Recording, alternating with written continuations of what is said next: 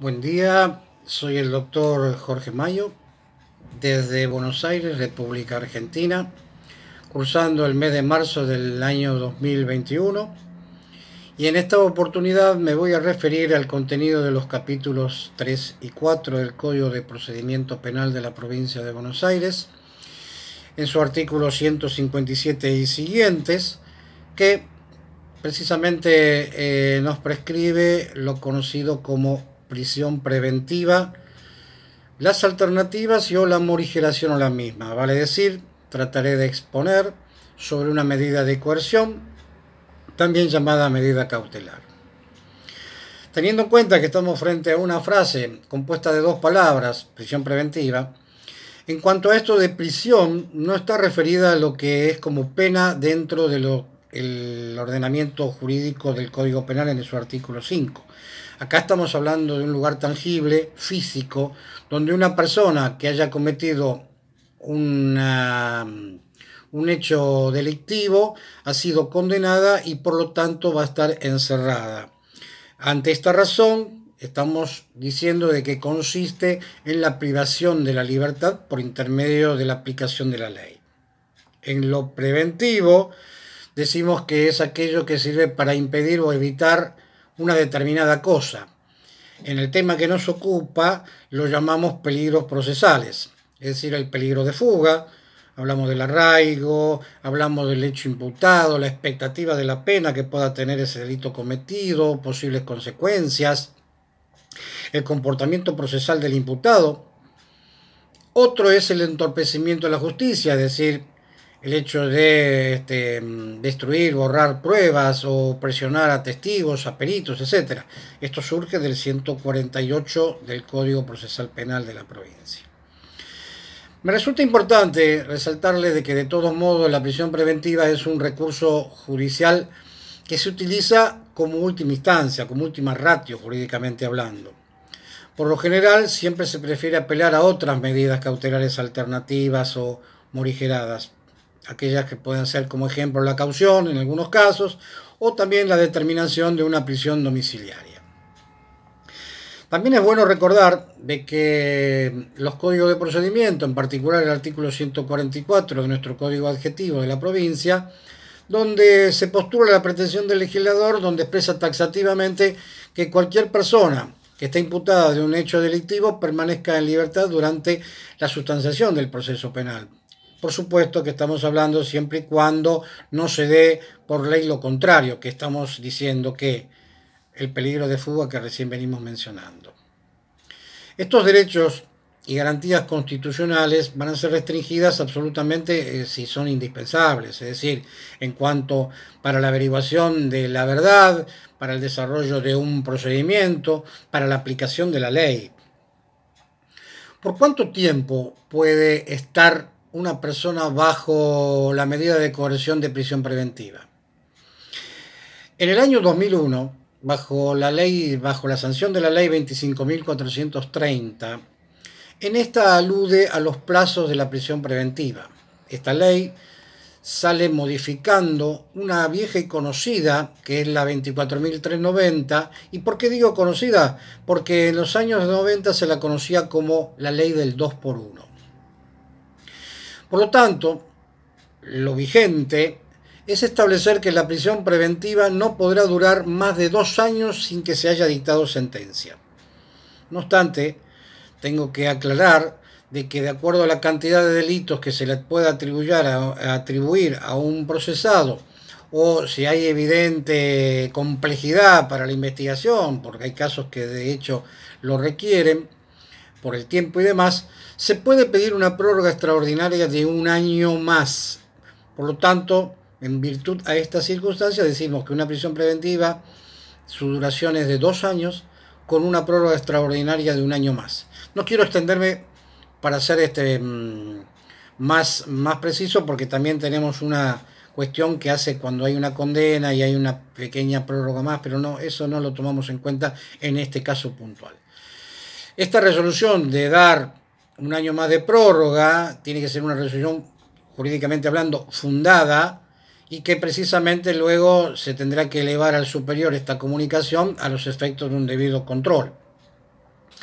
Sabemos también de que existe un interés, un conflicto de intereses entre la medida de prisión, de la medida cautelar de prisión preventiva y lo que conocemos como el estado de inocencia postulado dentro de nuestra Constitución Nacional.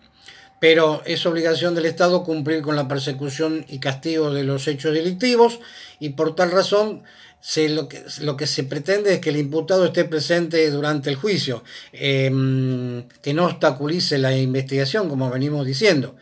No nos olvidemos de que nuestro ordenamiento jurídico nacional no permite precisamente de que se realice un juicio en contumacia, es decir, en rebeldía.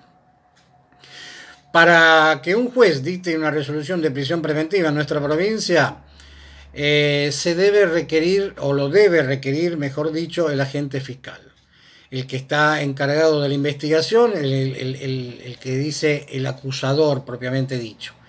En este caso, teniendo en cuenta de que existan elementos suficientes de convicción, se podrá sostener la responsabilidad que hace a lo penal del individuo y estos peligros procesales propiamente dicho, como lo venimos diciendo, en este caso para poder requerir la prisión preventiva del fiscal hacia el juez de garantía. ¿Cuáles son los pasos previos antes de llegar al dictado de una prisión preventiva o alguna de sus alternativas? Lo voy a dar con un ejemplo a los efectos de poder ser lo más didáctico posible. Comenzamos con que existe la comisión de un hecho delictivo. Este hecho delictivo, supongamos que las fuerzas de seguridad actúan y aprenden al sujeto, que también en este caso vale ampliar diciendo de que existe la aprehensión de un particular. El artículo 156 del Código de Procedimiento Penal habla de la aprehensión de un particular. Sí, por supuesto, tiene el requisito que es en flagrancia o cuasi flagrancia y entregarlo inmediatamente a la fuerza de seguridad. Entonces, tenemos un individuo que está aprehendido por ser sospechado de haber cometido un hecho delictivo. Se va a tener que presentar ante el fiscal de instrucción y el fiscal de instrucción tiene 24 y con una prórroga de 24 horas más para tomarle lo que se llama declaración de imputado, en otros códigos de procedimiento conocido como indagatoria. Una vez en cuanto esta persona se le toma esa declaración de imputado, el fiscal observará frente a qué se encuentra el delito, si es excarcelable, no es excarcelable, en fin, todos estos elementos de convicción para el propio fiscal, si es que va a dictar o no no dictar, sino que va a pedir o no que esa aprehensión se transforme en detención. Va a requerir al juez de garantías que esa aprehensión se transforme en detención.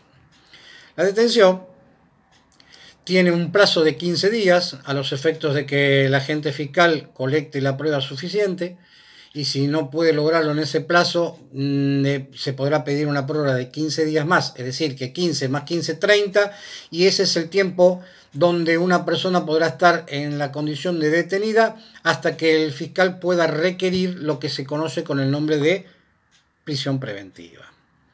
Acá hago una pequeña pausa para decirle que las personas en la República Argentina no pueden estar privadas de su libertad si no es por una orden de un juez competente. Para convertir la detención en prisión preventiva, ¿qué debe mediar? ¿Qué requisitos debe tener esa situación? Y primera y principal es que se encuentre justificada la existencia del delito. Por otro lado, que se haya recibido la declaración al imputado, es decir, en los términos de lo que es en Provincia de Buenos Aires del artículo 308, que se hubiere negado o hubiese prestado declaración, tiene que estar así. Que aparezcan elementos de convicción suficientes o lo que llamamos indicios vehementes para sostener que este imputado sea probablemente el autor o partícipe penalmente responsable del hecho que se le endilga. Y por otro lado y por último, que concurran presupuestos que estén establecidos dentro de nuestro Código de Procedimiento donde se podrá denegar la excarcelación. ¿Cuáles son las alternativas para la prisión preventiva?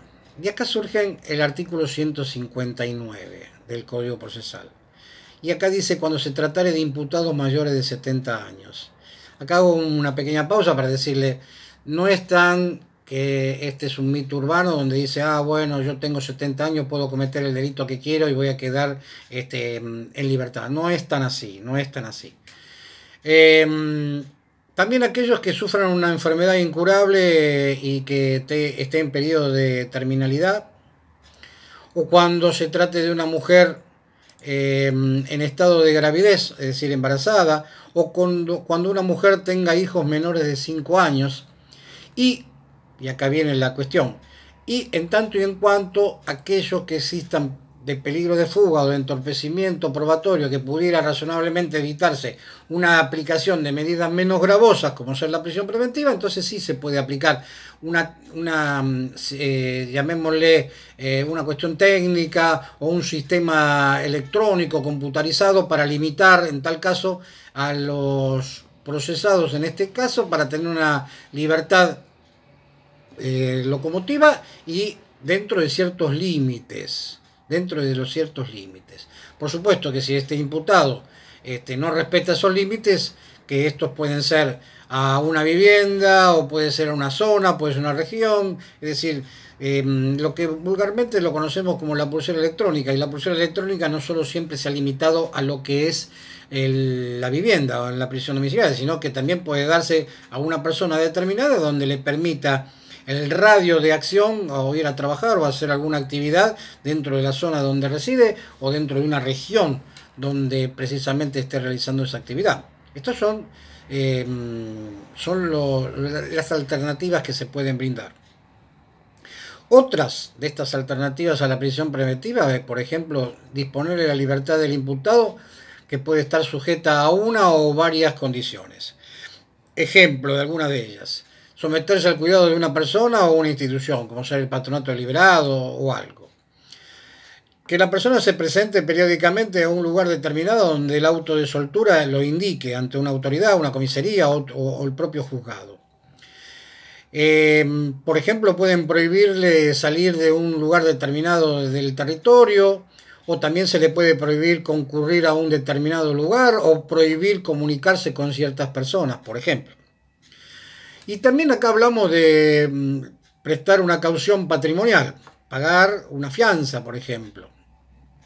O directamente la simple promesa jurada de someterse a un procedimiento penal y que él la cumpla.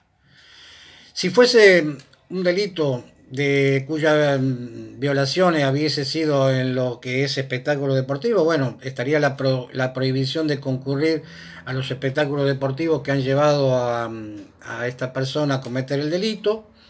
También podría llegar a darse algunas limitaciones que se extiendan a no concurrir a un radio de 500 metros a un estadio de ese evento deportivo. También mientras existan los preparativos y la desconcentración de este evento deportivo, por ejemplo. Por otro lado, la facultad del fiscal de librar la libertad, sí, inclusive lo tenemos prescrito en el artículo 161, es decir, que cuando el fiscal puede dar la libertad a un aprehendido en tanto y en cuanto no vaya a decretar o no vaya a pedir la prisión preventiva, y podrá solicitar, entonces ahí podrá darle la libertad.